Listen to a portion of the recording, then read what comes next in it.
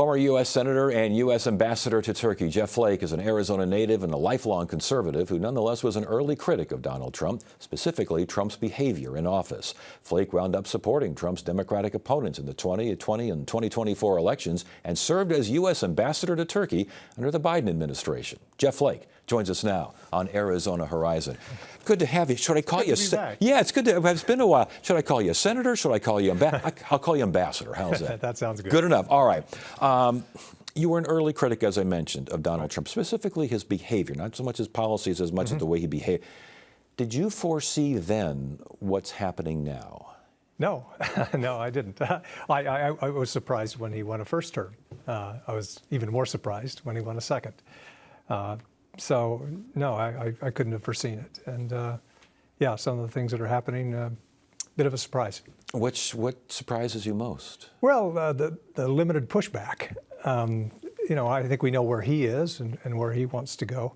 But I have been surprised at how few in my party, in the Republican Party, have stood up and said, you know, this was a party of limited government, economic freedom, individual responsibility, strong American leadership abroad. And we've kind of pushed a lot of those things aside. That's what surprised me. You know, American history moves in lurches. You know, right. Things happen. Is this a lurch right now? Is this something that will be very difficult to come back from? You know, I've thought this fever will break at some point, and it will. I mean, I've said often that, you know, grievance is not a governing philosophy.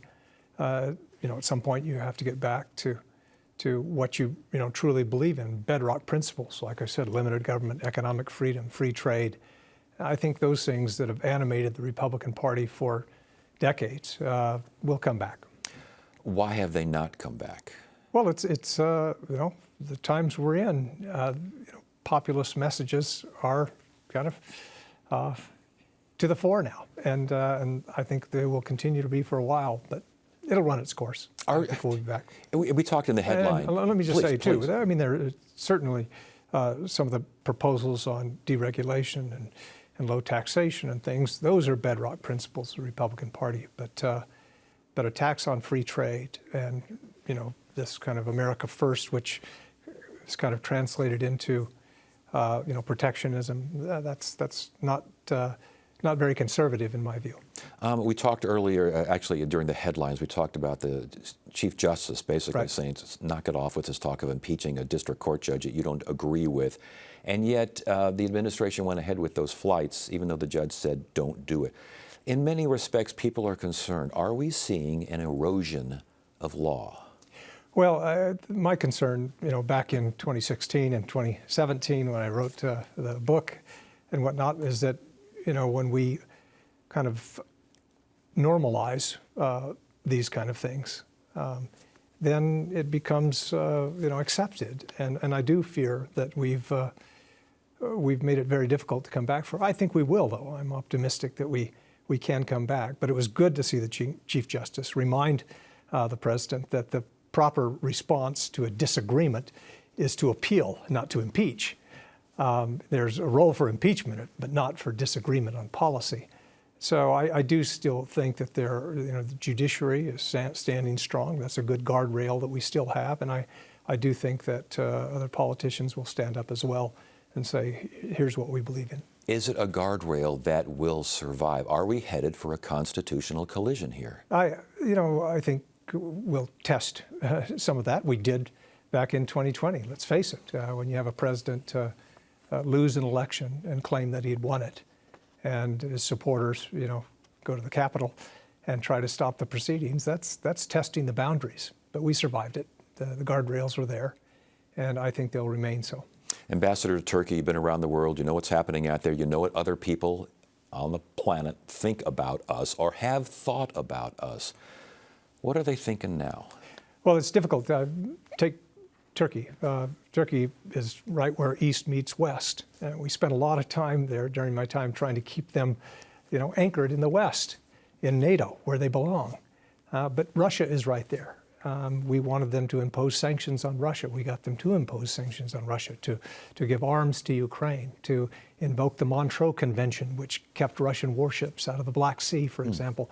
So all of those efforts to keep them anchored in the West And now some of those countries, it's difficult for them to say, where's our security?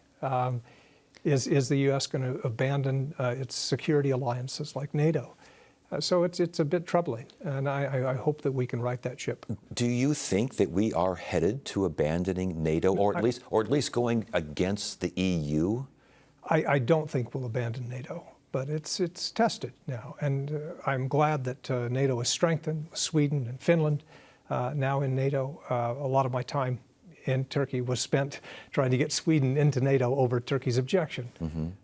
So I'm glad that it's strengthened that way, and I think Europe does need to take more responsibility for its own defense and to spend more on its own defense, and they're doing that. But I worry about the knock-on effects that we don't think much of.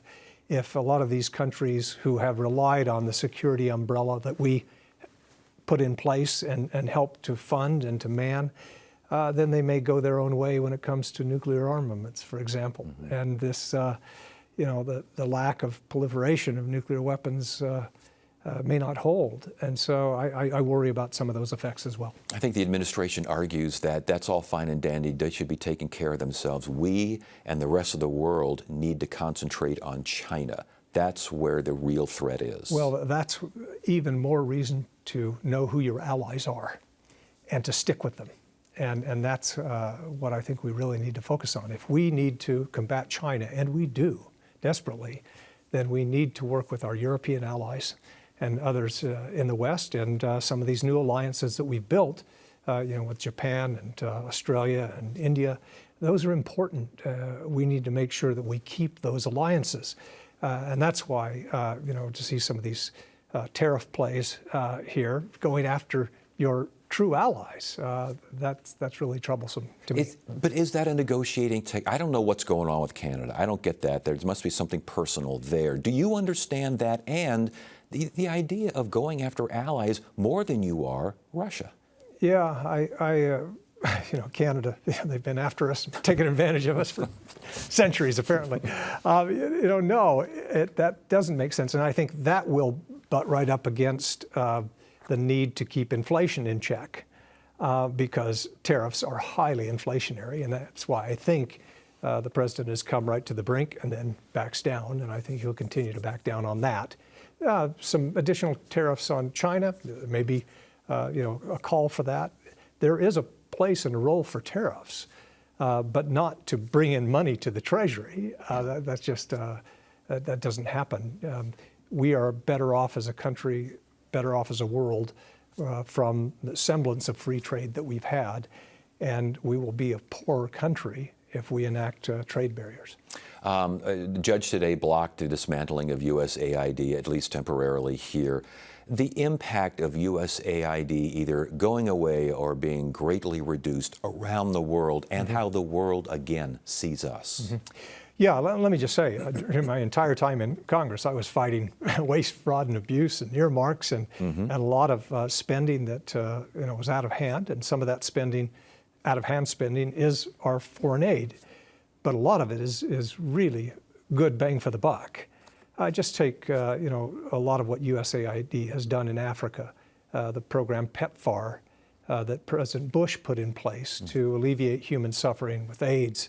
That was a highly effective program, and it doesn't just alleviate human suffering, it buys you a lot of goodwill. We have security agreements, intelligence sharing agreements with a lot of African countries because of that soft power.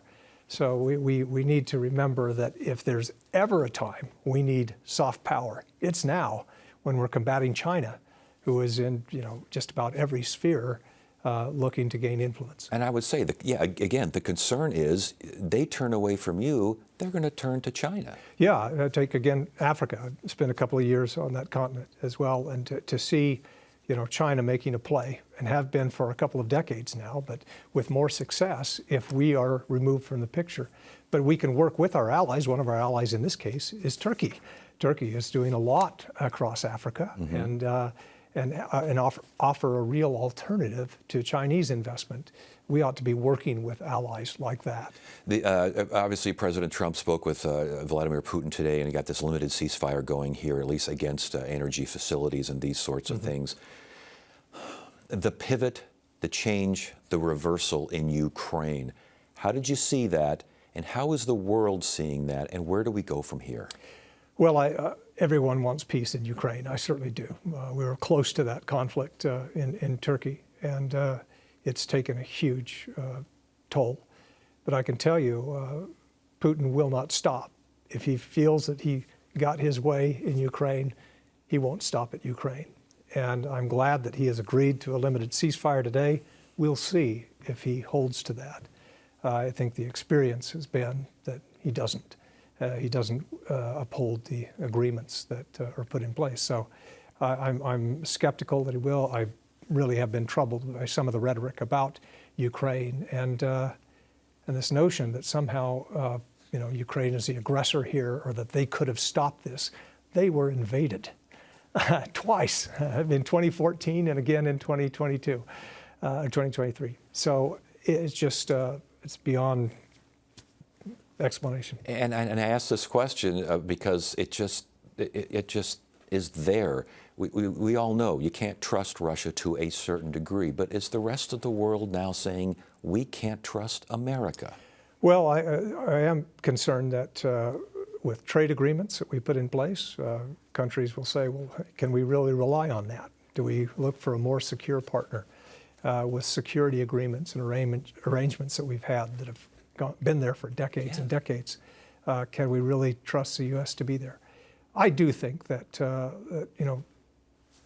we'll get back to it, and but it's going to be a difficult spell here if we continue to move away from our traditional role.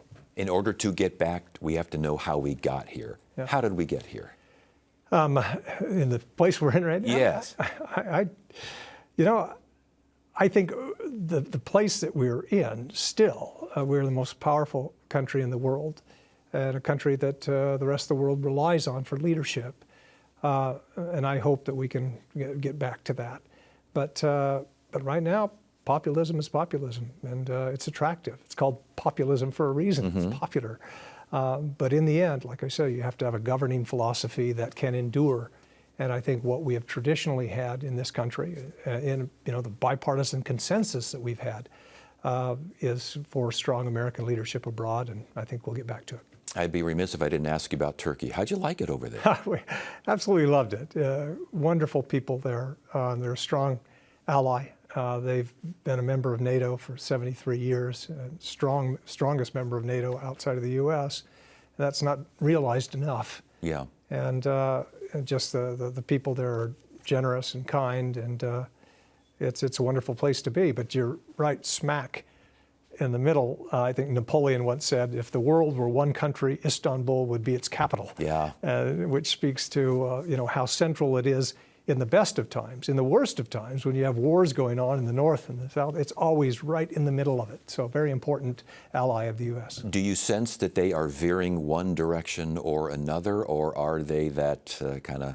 No, they very much are anchored in the West. Like I said, the NATO alliance and their trade, any increase in trade, but still they rely on Russia, particularly for energy and the economy, and they've been invaded by Russia a few times themselves. So they're always careful not to needlessly anger their big neighbor. So, but it's a really important relationship that we have, and it'll continue. Must have been fascinating to be there. Last question before you go. Now, are you thinking about ever getting back into politics, elective politics?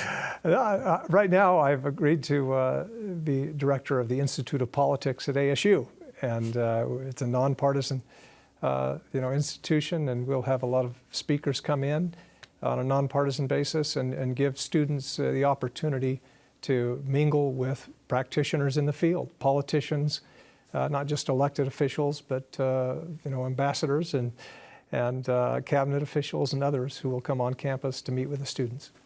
I lied. This is my last question. You didn't run for re-election. Right. Do you regret that decision at all? Not a bit. Huh? I look at another 6 years in the Senate, and I love the Senate as an institution, and the House as well. There are a lot of good people on both sides of the aisle. there. But the opportunity to go and be an ambassador and represent the country, that's the honor of a lifetime. So it was good timing. U.S. Senator and Ambassador Jeff Flake, good to see you again. Thanks for joining us. Good to see you.